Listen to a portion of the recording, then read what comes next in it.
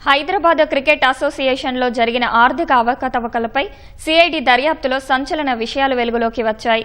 కుంభకోణంలో హెచ్సీఏ అధ్యక్షుడు Jaganmohan Rao, Srichakra cricket club general secretary Rajender Yadav, అతని భార్య కవితలు ఉన్నారని అధికారులు గుర్తించారు.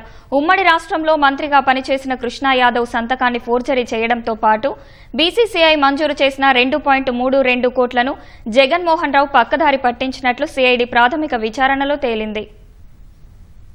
హైదరాబాద్ క్రికెట్ అసోసియేషన్ అవకతవకలపై కేసు నమోదు చేసిన సిఐడి కీలక విషయాలు రాబట్టింది. హెచ్సీఏలో ఆర్థిక లావాదేవీలకు పాల్పడిన అధ్యక్షుడు జగన్మోహన్ రావు, కోశాధికారి శ్రీనివాసరావు, సీఈఓ సునీల్ కాంత్ తో పాటు శ్రీచక్ర క్రికెట్ క్లబ్ ప్రధాన కార్యదర్శి రాజేందర్ యాదవ్, అతని భార్య కవితల్ని అరెస్ట్ చేశారు. వారిని మల్కాజ్గిరి జిల్లా కోర్టులో హాజరుపరచగా ఈ నెల 22 వరకు రిమాండ్ విధించింది. శ్రీచక్ర క్రికెట్ క్లబ్ అధ్యక్షురాలు కవితను చంచల్గూడ మహిళా జైలు, మిగిలిన నలుగురిని చర్లపల్లికి తరలించారు. ఈ కేసులో పరారీలో ఉన్న మరో నిందితుడు దేవరాజ్ కోసం అధికారులు గాలింపు ముమ్మరం చేశారు.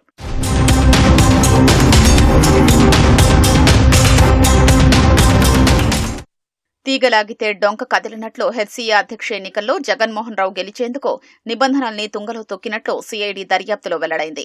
తొలుత గౌలిపుర క్రికెట్ అసోసియేషన్ అధ్యక్షుడిగా ఉన్న మాజీ మంత్రి కృష్ణ యాదవ్ మరికొందరి సంతకాల్ని ఫోర్జరీ చేసినట్లు తేలింది.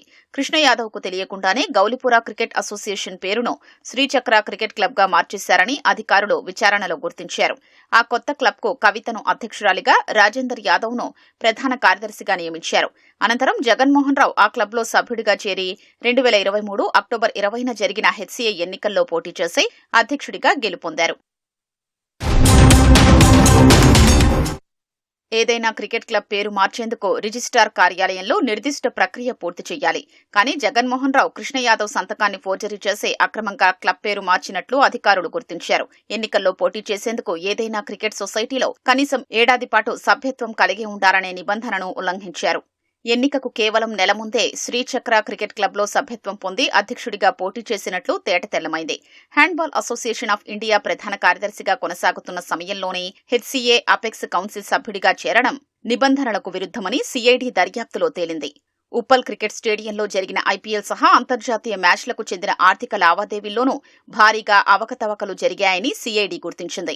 2024లో జరిగిన India England test match, Bharat Bangladesh T20 match, అలాగే ఐపీఎల్ 2024 సీజన్ కు సంబంధించిన 7 మ్యాచ్ల క్యాటరింగ్ వర్క్స్ కేటాయింపుల్లో ఈ ప్రొక్యూర్మెంట్ విధానం పక్కనబెట్టి జగన్మోహన్ రావు నచ్చిన వారికి పనులు కేటాయించి కిక్ బ్యాక్స్ పొందినట్లు సిఐడి గుర్తించింది. బీసీసీఐ మంజూరు చేసిన నిధుల వినియోగంలో భారీ అక్రమాలు వెలుగులోకొచ్చాయి. ఐపీఎల్ 17-18 సీజన్లకు సంబంధించి సన్ రైజర్స్ హైదరాబాద్ చేపట్టిన ప్లంబింగ్, ఎలక్ట్రికల్ పనుల్ని జగన్మోహన్ రావు బృందం తన ఖాతాలో వేసుకుంది.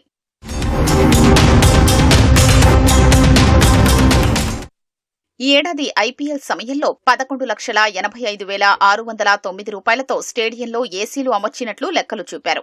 6,85,418 విలువైన ఎలక్ట్రికల్ సామాగ్రి కొన్నట్లు చూపారు. కానీ టెండర్లు లేకుండానే ఆ పనులు చేపట్టినట్లు తేలింది.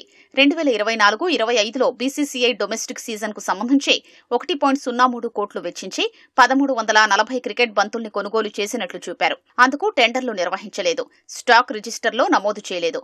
ఇదే సీజన్లో క్రీడాకారుల దుస్తుల కొనుగోలు కోసం టెండర్లు లేకుండా 56,84,605 కేటాయించారు. ప్రీమియం బాంకెట్ క్యాటరింగ్ సర్వీస్ కోసం ఐటీసీ కాకతీయ హోటల్ కు చెందిన శ్రీనివాస రిసార్ట్స్ ఏజెన్సీకి 31,07,700 చెల్లించారు.